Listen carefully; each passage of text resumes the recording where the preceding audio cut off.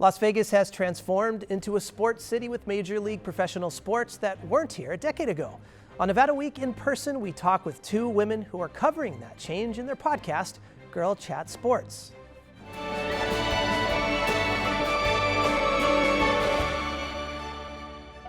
Support for Nevada Week in Person is provided by Senator William H. Hernnstedt and additional supporting sponsors. Well, Las Vegas has gone from having no major league professional sports teams to having 3 in just a few years, and there is talk of more on the horizon.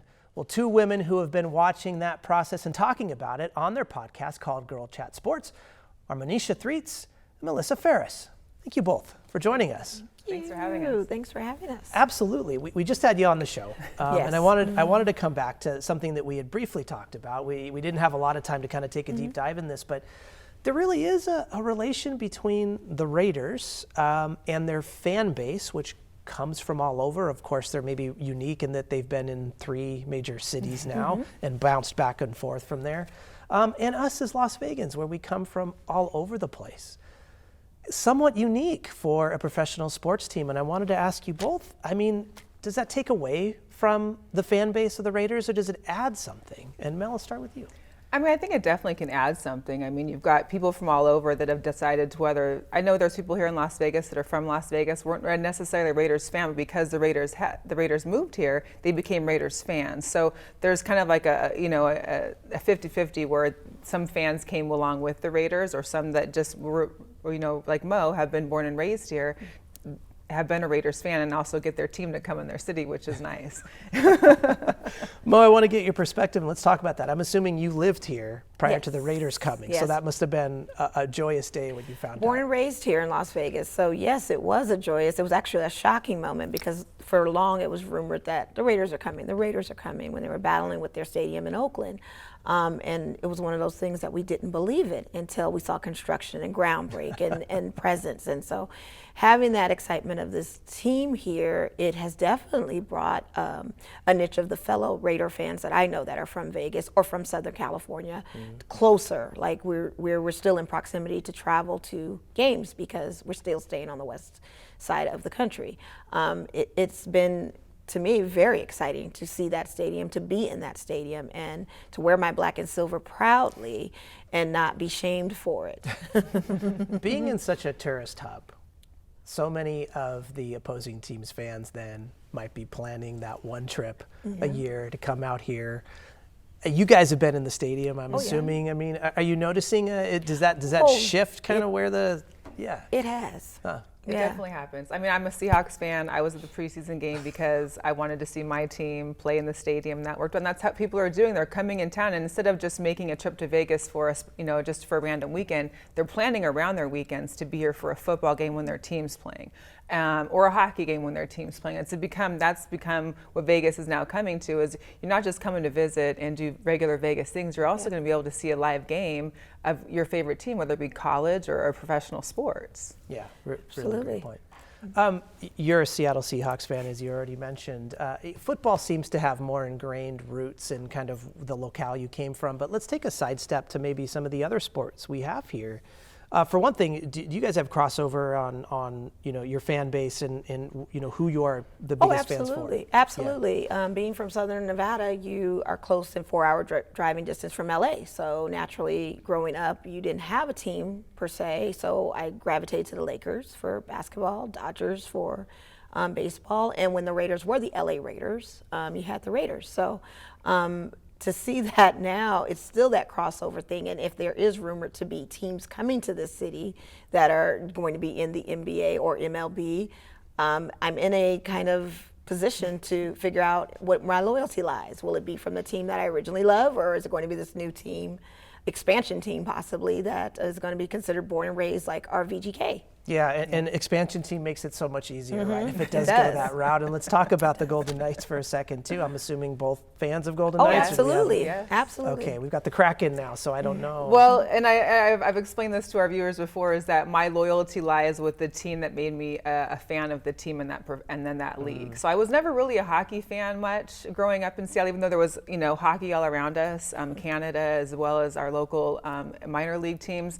But it wasn't until we got Vegas Golden Knights that I really actually got intertwined into enjoying hockey, wanting to watch hockey, sometimes even changing from basketball to hockey, which blew some of my family and friends away. Like, what? Yeah. So that's what happens. But yeah, Vegas Golden Knights, we're both with them. And I don't think that's unique to you. I think a lot of people have started to kind of lean over towards hockey. It's very, very important. Let's talk more about this, though, right?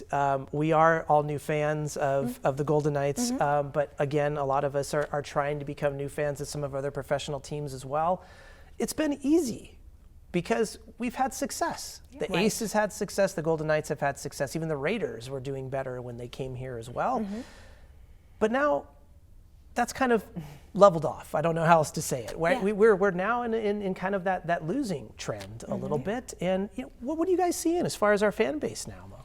Well, I'm seeing them like how they would be if they were gambling. When we win, they're on a high. When they're on a low and they lose, they're on a low. It seems to be very dramatic because we were talking about this earlier, that a lot of the fans here gravitate and get personal with the players. And then I'm not saying that they've met them personally, but they grow this personal attachment and love to the players. So with sports, in any professional sports, there are trades, there are resignations, as we've seen. There's teams dropping players. And people have gone more so of a relationship to the player as opposed to the team. So that's where they feel, I think, a little bit of a disconnect sometimes when it comes to, say, VGK. We have a new team, we have a new goalie, we have new players, and they're trying to reacclimate themselves and get familiarized, if you will. So it does make it a little difficult, I think, in this city when people are not really understanding how professional sports works. I mean, we're all learning hockey. I mean, I'm new to it, but I knew that I need to educate myself more on the team aspect. Yes, admire the players from afar, but I knew change would happen. And you got to keep in mind, we've only been in this league for 4 years, where you have other cities with franchises for over 20 years. They are accustomed to it. And what's shocking to me is the transplants that do come here, that do have some understanding of sports, still have a tough connection with our Knights when we're not on the winning side.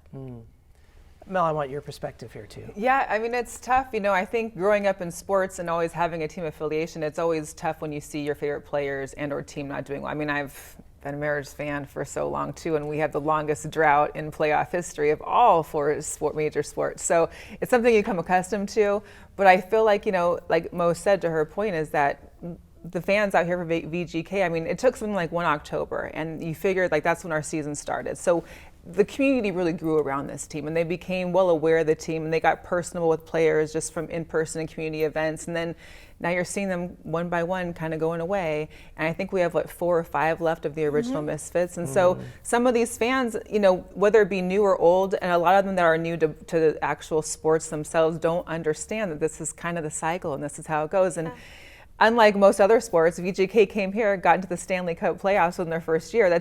That doesn't happen usually. So I think our fans got used to the fact that we're supposed to be in the playoffs, we're supposed to be making a run for the Stanley Cup, and not realizing that doesn't happen usually. So that's like a once in a couple time lifetime chance for some teams. For sure.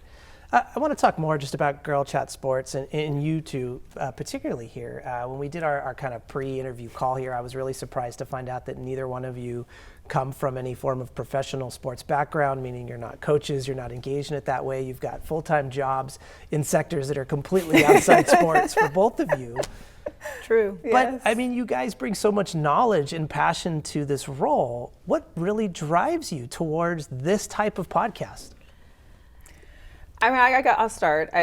Growing up in sports, my family, we spent Sundays, watching football or basketball. My dad or my mom would take us to practices. We did softball, basketball, whatever the case may be, we played growing up. But it was more so, that's something that me and Mo also connect with. Even before she came on the show, was just that I love sports and I want an outlet to be able to talk about it. And I don't necessarily want to be censored so much in my own opinions, because a lot of it is, we're not here just to give the overall general gist of sports. We want to be able to showcase that we're also fans. We go to games. We want to watch games, whether we're getting any access to them or not. We're coming, we're buying tickets, we're a fan first. And we want to make sure that everybody knows it's okay to be a fan, and it's okay to be a fan that maybe doesn't know everything, and to ask questions and to learn more. Because we're still learning too. We're still learning. We talk about the NHL and we're like, wait, so how is that again? We don't, okay, got it. So everybody's learning, it's a learning process, but to be able to, have a community where people can feel comfortable in doing so. Yeah, and Mo, I wanted to get your perspective on that too, of who your listenership or your viewership is here. I mean, such a great point, right? That you learn along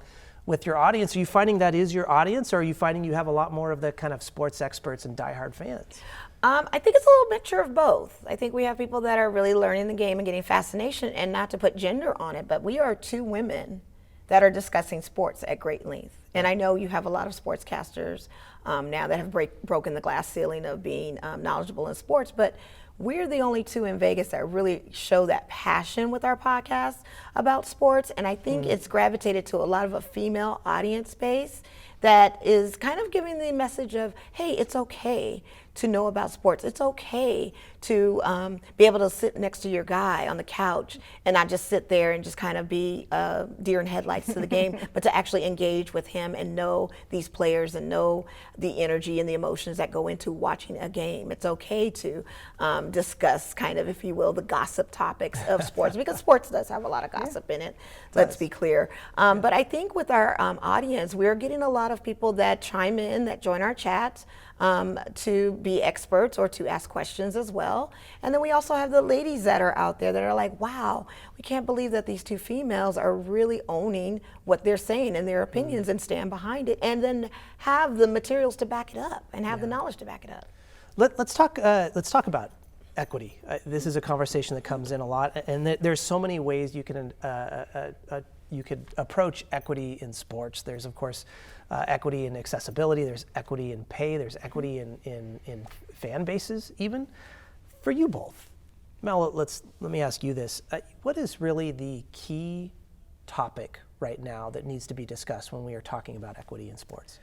Well, I know just on a local space and just within the WNBA, I know a lot of conversations come up on the salaries of women in the WNBA. It's a professional sport. These women, unfortunately, don't have the pay that you'd see in the NBA. Not to say that, and we're not here to say that they should get what the NBA receives, because it's two different revenues. You got two different bases. I mean, the NBA has been around far longer, has a greater revenue. They're able to provide that money to their players. However, the WNBA, these girls make barely enough, where they're actually having to play the entire rest of the year overseas most of the time. I'd say about 80 to 85% of those women playing overseas for the entire rest of the year until the WNBA season starts again. So they're having to make up the rest of their income elsewhere because they're unable to do so here. And I think one thing that we always see during group chats or on posts and discussions from social media about women in professional sports is they're not getting the pay, but at the same time is, well, what are we as fans doing about it? I'm buying my WNBA gear. I'm bringing revenue to the team. I'm paying for tickets. I will go see a game. I will buy concessions at it. What are we doing individually to try and help them get up there? We can't just sit back and go, oh, it's a problem. Somebody should figure it out. Yeah, what a great point, and what a great way and a great charge for us to be more engaged in it. I wish we had time for our short questions. We don't. Oh, wow. Around the course of time, but I cannot tell you how much I enjoyed talking to you both. Thank you. Thank you. Thank you. Absolutely. Now, for an in-depth conversation with Monecia and Melissa about the Las Vegas Raiders, check out Nevada Week at 5:30 p.m. Sunday or 7:30 p.m. Tuesday. You can find us anytime on vegaspbs.org/Nevada Week. Follow us on Facebook and Twitter at Nevada Week. Thanks a lot.